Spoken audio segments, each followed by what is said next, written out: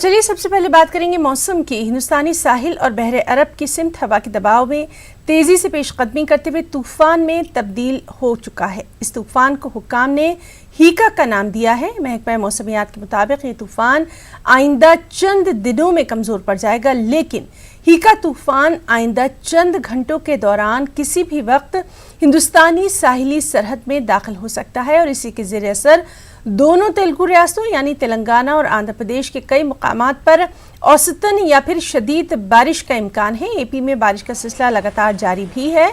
हुक्काम ने नशीबी इलाकों के अवाम को इंतबाह दिया है कि वो चौकस रहें, साथ ही माहीगीरों को समुद्र से दूर रहने का भी अलर्ट जारी कर दिया गया है।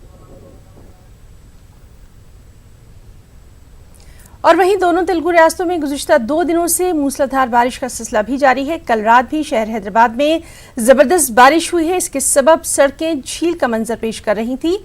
आमदोरफ्त बुरी तरह से मुतासिर रही। विशाखापट्टनम महकमा मौसमियात के उहदेदारों ने तेलंगाना के अलावा साहिली आंध्रा के बेशतर अजला में बारिश की पेशगोई कर दी है। शुमाली आंध्रा के अलावा रायलसीमा में भी अलर्ट जारी कर दिया गया है। उहदेदारों ने बताया कि चित्तूर, कर्नूल, अनंतपुर के अलावा विशाखापट्टनम और विजयवाड़ा में भी मूसलाधार बारिश हो सकती है। और अब बात सेहत से जुड़ी हुई। तेलंगाना हाईकोर्ट ने केसीआर हुकूमत को झटका दिया। दरअसल high court chief justice R S. Chauhan और जस्टिस ए. अभिषेक रेड्डी पर मुश्तमिल बेंच ने डेंगू के बढ़ते केसेस पर तशवीश का इजहार करते हुए इसकी रोकथाम के इकदाम करने का केसीआर हुकूमत को इंतबाह दिया। सितंबर के पहले हफ्ते में तेलंगाना में डेंगू के 138 केसेस सामने आए थे, जो कि बढ़कर 300 से ज्यादा हो गए हैं। वाज़ेह रहे कि महकमा सेहत के उहदेदार रोकथाम के इक़दाम की बात करते हैं। हाईकोर्ट ने डेंगू के बढ़ते केसों पर काबू पाने में नाकामी की सूरत में महकमा सेहत के चीफ सेक्रेटरी को सम्मन जारी करने की वार्निंग भी दे डाली है।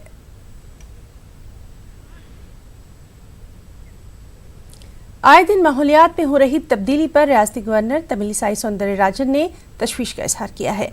उन्होंने माहौलियात के तहफ़्फ़ुज़ पर भी जोर दिया। CII की क़यादत में हाईटेक कन्वेंशन सेंटर में ग्रीन बिल्डिंग कांग्रेस तकरीब का इनेकाद किया गया, जिसमें गवर्नर सौंदरराजन ने मेहमान खुसूसी की हैसियत से शिरकत की।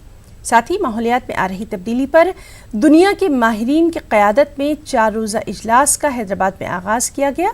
इजलास के दौरान पानी के तहफ़्फ़ुज़ पर खासा जोर दिया गया। गवर्नर ने अपने खिताब के दौरान माहौलियात में आई तब्दीली पर तशवीश का भी इजहार किया। Nature has provided us with pure water, fresh air in abundance. Due to population explosion, industrialization and uncontrolled urbanization, the natural resources are dwindling very fast.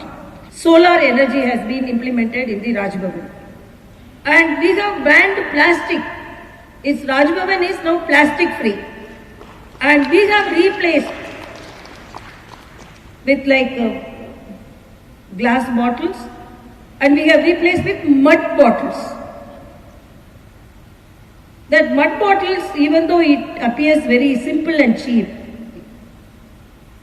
it has the habit of filtering the germs, impurities, and it can cool the water like we keep in the fridge. So when we opt for alternate material, we should find out that it is nature friendly, it's healthier. So these small things, because you're all experts in the green building, and I am not there to highlight anything more than what you don't know. So I want, as a simple person of this country, a citizen of this country, small things which we can practice. That's all I want to highlight here. We will do green building, save water, plant trees, as if it's a compulsion. But we have to love nature. When we love things, automatically we will be doing all these things.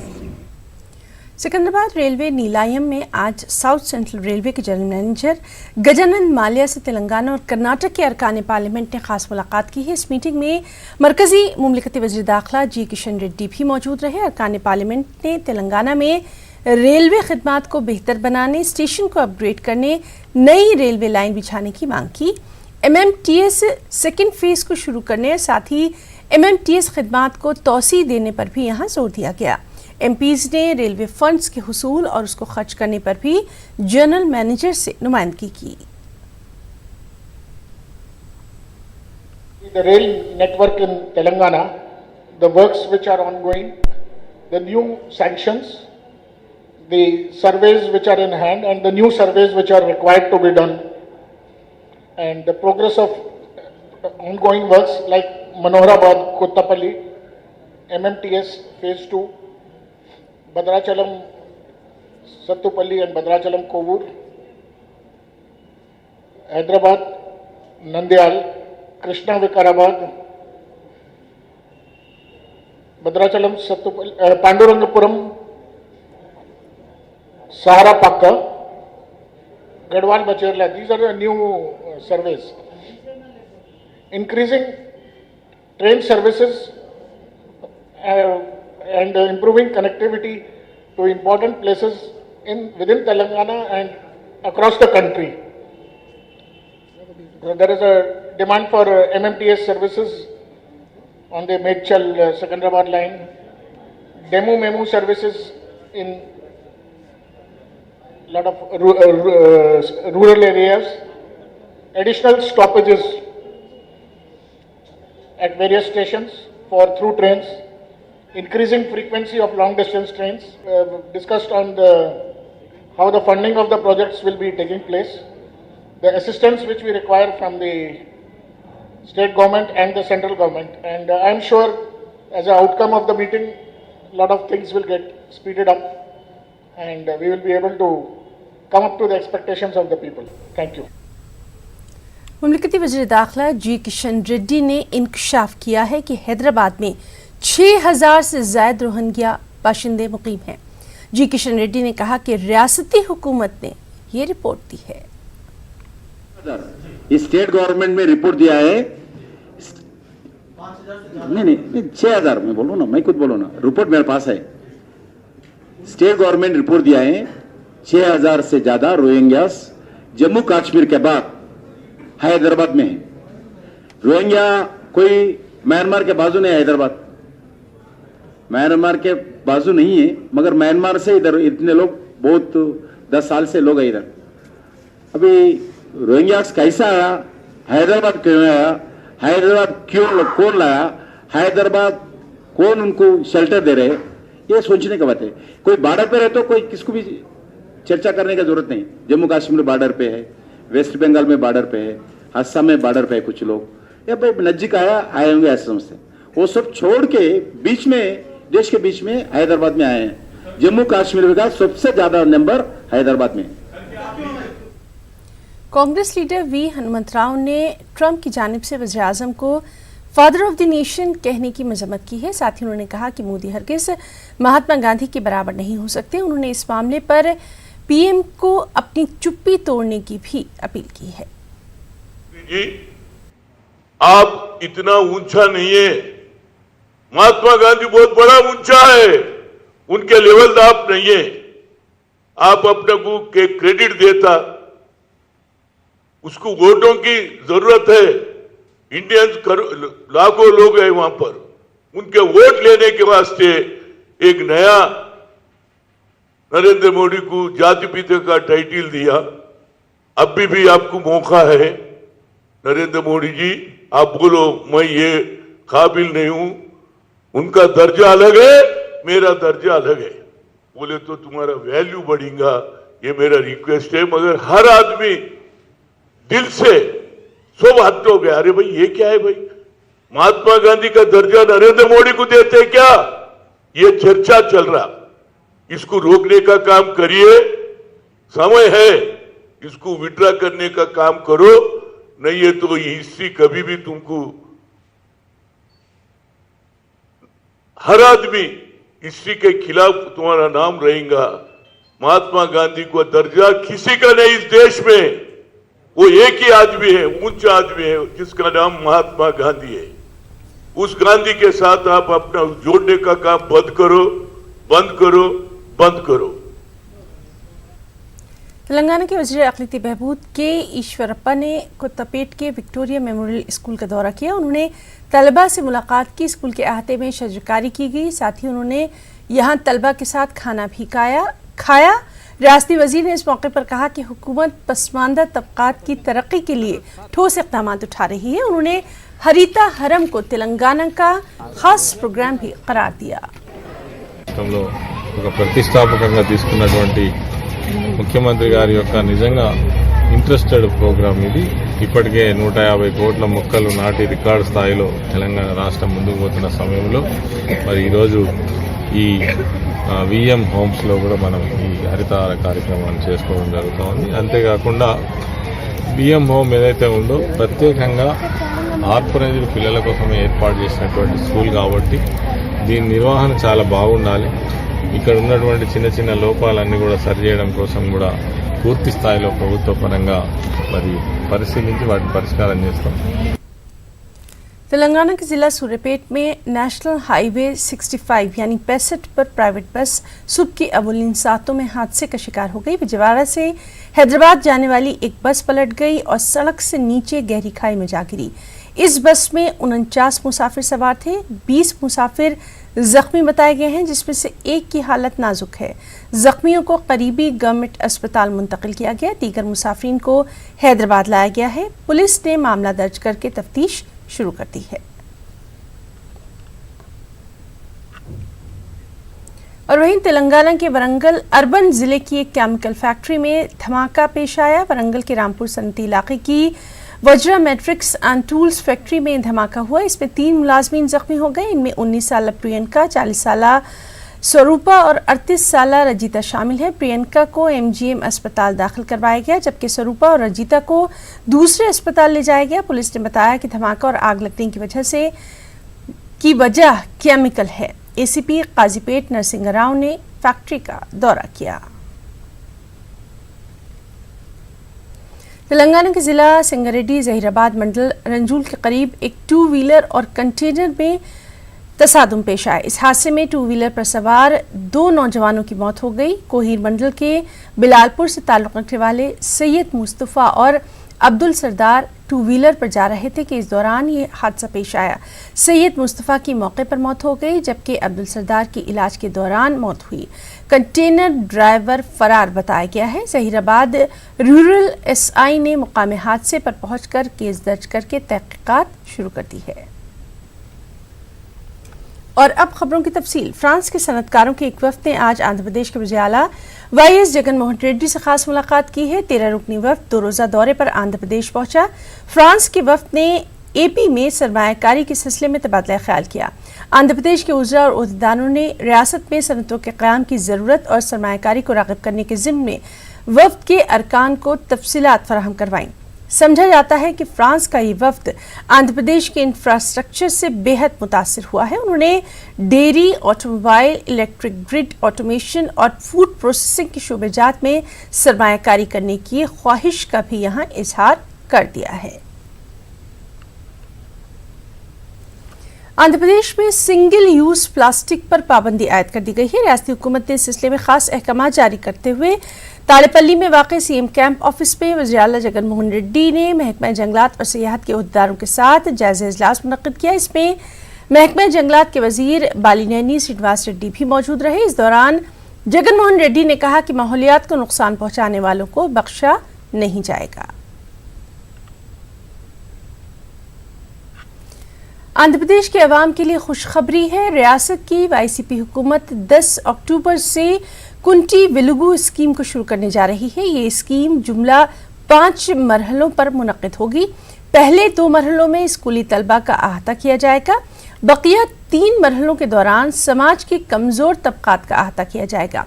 रियासती हुकूमत ने इस सिलसिले में अहकाम भी जारी कर दिए हैं और जिला कलेक्टर को इसका चेयरमैन भी बनाया गया है। विशाखापट्टनम और विजयवाड़ा के दरमियान चलने वाली डबल डेकर ट्रेन का आज से आगाज हो गया है। मरकजी मुमलिकती वजीर सुरेश सी अंगड़ी ने उदय एक्सप्रेस को हरी झंडी दिखाई। ये ट्रेन हफ्ते में 5 दिन चलेगी। पूरी तरह से एसी है।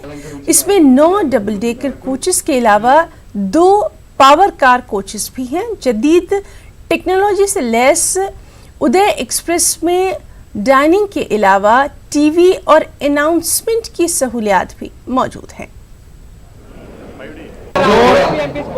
जोन और डिवीजन दोनों भी आपका मांग है और सरकार के अंदर चल रही, वो देख के हम बाद में करवाएंगे। आंध्रा का लोग सभी उम्मीद कर सकते हैं। हम आंध्रा का लोगों का बहुत योगदान देश के जोड़ने में है। बहुत खुशी है। हमारा आंध्रा से ही हमारा वेंकैया नायडू जी उपराष्ट्रपति भी है। एमटी कृष्ण बाबू ने आज आंध्र प्रदेश आरटीसी एमडी के तौर पर अपने ओहदे का जायजा लिया। विजयवाड़ा आरटीसी बस भवन पहुंचकर उन्होंने अपने ओहदे का जायजा लिया। आरटीसी मुलाजमीन, एग्जीक्यूटिव्स, डायरेक्टर्स और मुलाजमीन तंजीमों के जिम्मेदारों ने इस मौके पर कृष्णा बाबू का इस्तकबाल किया, उन्हें मुबारकबाद पेश की।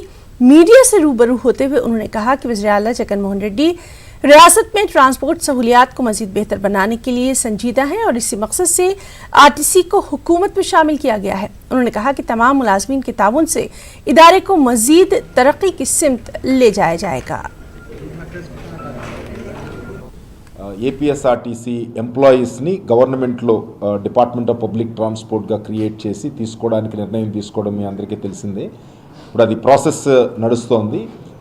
జనవరి 1 టార్గెట్గా పెట్టుకుని మనం ఒక కమిటీ రికమెండ్ చేశాము. ఇంటర్నల్గా, అడ్మినిస్ట్రేటివ్గా, లీగల్గా, ఫైనాన్షియల్గా ఈ అదర్ ఇష్యూస్ అన్నీ కూడా పోస్టులు క్రియేట్ చేయడం, డిపార్ట్మెంట్ క్రియేట్ చేయడం, వీళ్ళ డిజిగ్నేషన్స్కి తగ్గట్టుగా గవర్నమెంట్లో డిజిగ్నేషన్స్ పెట్టడం, స్కేల్స్ పెట్టడం, వీళ్ళకేమీ ఇబ్బంది లేకోకుండా, ఏమీ నెగిటివ్ వాళ్ళకున్న బెనిఫిట్స్ ఇబ్బంది లేకోకుండా ఎక్కడ ఫిక్స్ చేయాలి, ఈ ప్రాసెస్ అంతా కూడా నెక్స్ట్ మేబీ 3 months జరుగుతుంది. సో వన్స్ ఈ ప్రాసెస్ కంప్లీట్ అవగానే ఆటోమేటిక్గా ఏపీఎస్ఆర్టీసీ సంస్థ అలాగే ఉంటుంది. బట్ మన ఎంప్లాయీస్ అందరూ కూడా డిపార్ట్మెంట్ ఆఫ్ పబ్లిక్ ట్రాన్స్పోర్ట్ ఎంప్లాయీస్గా మనం తీసుకుని వాళ్ళే మళ్ళీ ఏపీఎస్ఆర్టీసీలో పనిచేసే రకంగా మనం ఏర్పాటు చేయడం జరిగింది. ఆల్మోస్ట్ 1800 న్యూ సర్వీసెస్ని, అంటే ఎడిషనల్ సర్వీసెస్, స్పెషల్ సర్వీసెస్ని మనం ఏర్పాటు చేయడం జరిగింది. అందులో ఆల్మోస్ట్ హైదరాబాద్ నుంచి అరౌండ్ 1377 సర్వీసెస్, బెంగళూరు ఒక 327 అండ్ చెన్నై 110 స్పెషల్ బస్సెస్. ఇవి నార్మల్ లాంగ్ డిస్టెన్స్ బస్సెస్ మనం ఆల్మోస్ట్ పర్ డే 3000 సర్వీసెస్ మనం రన్ చేస్తాము. దానికి అదనంగా ఈ సర్వీసెస్ మనం రన్ చేయడానికి ఏర్పాట్లు చేయడం జరిగింది. विजयवाड़ा हनुमानपेट पुलिस क्वार्टर्स में एक सर्किल इंस्पेक्टर ने फांसी लगाकर खुदकुशी कर ली। 1989 बैच से ताल्लुक़ रखने वाले सूर्य नारायण ने अपने ही मकान में फांसी लगाकर खुदकुशी की। बताया जाता है कि उनसे जूनियर ओहदेदारों को डीएसपी के ओहदे पर तरक्की दी गई थी, जिससे वो नाराज नजर आ रहे थे। फिलवक्त वो एलूर रेंज में वीआर के तौर पर अपनी खिदमत अंजाम दे रहे थे। पुलिस ने केस दर्ज करके तफ्तीश का आगाज कर दिया है।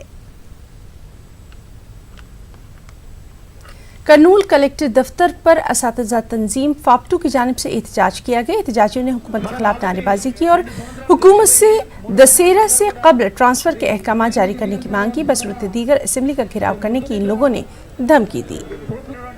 हमारा सिंगल डिमांड ये है कि आने वाले दसरा वेकेशन में ये राज्य में पूरा टीचरों को ट्रांसफर काउंसलिंग होना चाहिए। अगर सरकार इस डिमांड पर उतरना है तो समझो हम आने वाले दिनों में इस आंदोलन को और भी बढ़ाएंगे। हम इसलिए क्योंकि 2020 में समर में जो सेंट्रल गवर्नमेंट का सेंसस है, इसलिए दसरा वेकेशन में जरूर इस सरकार को हम डिमांड कर रहे हैं, आप टीचर ट्रांसफर काउंसलिंग जरूर करना चाहिए। तो हमारा ये डिमांड है कि अगर सरकार नहीं किया समझो आने वाले दिनों में अमरावती की हम चलो असेंबली भी करेंगे। करनूल के नेशनल वीमेंस फ्रंट दफ्तर पे हमारी जिंदगी हमारा फख्र मुहिम की पोस्टर की रस्म इजरा अमल में लाई गई। इस मौके पर नेशनल वीमेन फ्रंट की नायब सदर ताहिरा सुल्तान ने कहा कि इस मुहिम के तहत खवातीन में मशक़ी तहजीब व तमद्दुन को फरोग दिया जाएगा। हमारी जिंदगी हमारा फख्र, ये कैंपेन 20 दिन तक चलेगा। मकसद ये है कि समाज के अंदर तब्दीली लाना, यानी आज समाज में तब्दीली लाने के लिए ही ये कैंपेन किया जा रहा है।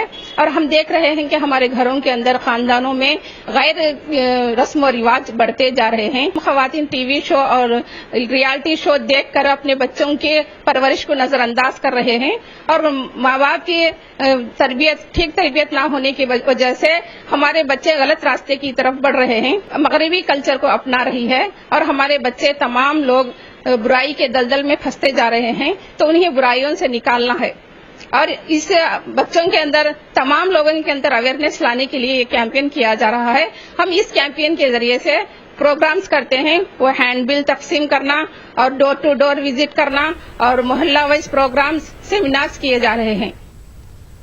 आंध्र प्रदेश के नवमुंतखब रुकन कानून साज काउंसिल शेख मोहम्मद इकबाल ने करनूल का दौरा किया। इस मौके पर न्यूज़ 18 उर्दू से उन्होंने खास बातचीत की और कहा कि वाईएस जगनमोहन रेड्डी के इक़्तिदार से मुस्लिम तबके को तरक्की हासिल होगी। साथ ही तालीम और सेहत के मैदान में भी मुस्लिम अक़लियतों पर खास तवज्जो दी जाएगी। जो इफ्तार की मीटिंग में पहला अनाउंसमेंट एक चीफ मिनिस्टर का था, देखो भाई हमारे भाई इकबाल साहब हार गए, मैं पहला जो आ रहा है एमएलसी का वैकेंसी मैं उनको दूंगा। वो बात पर अड़े रहे, उन्होंने निभाया वादा, मुझे एमएलसी सीट दी है। और इलेक्शन के पहले नई मिनिस्ट्री जैसे ही वो आए तो डिप्टी चीफ मिनिस्टर हमारे अमजद बादशाह भाई को बनाए। तो यही मोहब्बत है। और कोई स्कूल की भेजें तो हर बच्चे को 15,000, हॉस्टल में 20,000 और आने वाले दिनों में लोन, तिजारत, वक्फ प्रॉपर्टीज। मुझे भी मैं भी एमएलसी बन गया हूं, मुझे वक्फ की कैसा बहबूदी के लिए क्या काम करना है मुझे पता है और हमारे बच्चों के लिए पढ़ाई के लिए क्या काम करना, हम भी स्कीम्स डाल रहे हैं। जल्द ही हम एक ठोस प्लान रखकर मुसलमान बच्चों को पढ़ाई में और मुसलमान हमारे माइनॉरिटीज को कैसे आगे बढ़ाना, ये सोचकर हम आगे बढ़ेंगे। फुल फी रिइंबर्समेंट हो या चाहे गवर्नमेंट जॉब्स हो, चाहे लोन्स हो, ठोस कदम हम उठाने वाले हैं। ये गवर्नमेंट बात करने वाली है, सिर्फ बातों से चलाने वाली गवर्नमेंट नहीं है। ठोस काम करने के लिए की बात बोला कि भाई हम बीजेपी से अलायंस नहीं रखेंगे, नहीं रखा उन्होंने, दोबारा भी नहीं रखेंगे। यहां एक बंदा है, सब अपने कैडर्स को, लीडर्स को भेज रहा है और एक ही मुद्दा है उनका, भाई केसों से बचना। यही मुद्दा लेकर चल रहा है। ये बंदा किसी से डरने वाला नहीं, केसेस को लड़ रहा है, सब केसेस में बरी हो रहा है और आवाम की भलाई चाहता है ये बंदा। वाली साहब नवाब बोला करते थे मुसलमानों को, नवाब देखना चाहते थे, ये बंदा नवाबों का दर्जा भी दिया है, डिप्टी सीएम बनाया है। इंशाअल्लाह और मुसलमानों की बहबूदी के लिए काम होगा। मजलिस इत्तेहादुल मुस्लिमीन यानी MIM कर्नाटक में आइंदा असेंबली इंतखाबात का सामना करेगी। मजलिस के कौमी सदर का कहना है कि गुज़िश्ता असेंबली इंतखाबात में मजलिस ने मसलहत के तहत हिस्सा नहीं लिया था, इस बार जरूर मुकाबला किया जाएगा। गुलबर्गा में मुस्लिम चौक पर पार्टी ऑफिस का इफ्तिताह करने के बाद प्रेस कॉन्फ्रेंस से खिताब करते हुए सदर मजलिस ने कहा कि पार्टी कर्नाटक में हर सतह के इंतखाबात का सामना करने के लिए तैयार है। लास्ट पे कर्नाटक असेंबली में आप इंतखाबात का हिस्सा नहीं लिए, क्या अगर से मिड टर्म होते हैं तो क्या गुलबर्गा में आपकी पार्टी मुकाबला करेगी या लास्ट टर्म के वैसा जो है हालात हाजरा पे समझौता करते हुए इंतखाबात से दूर रहेगी? नहीं, देखिए पहले और अब में फ़र्क ये है कि अब हम तंजीमी तौर पर काफ़ी मजबूत हैं। उस वक्त हम तंजीमी तौर पर मजबूत नहीं थे, इसलिए हम लोग बोले कि इलेक्शन इस बार नहीं लेंगे।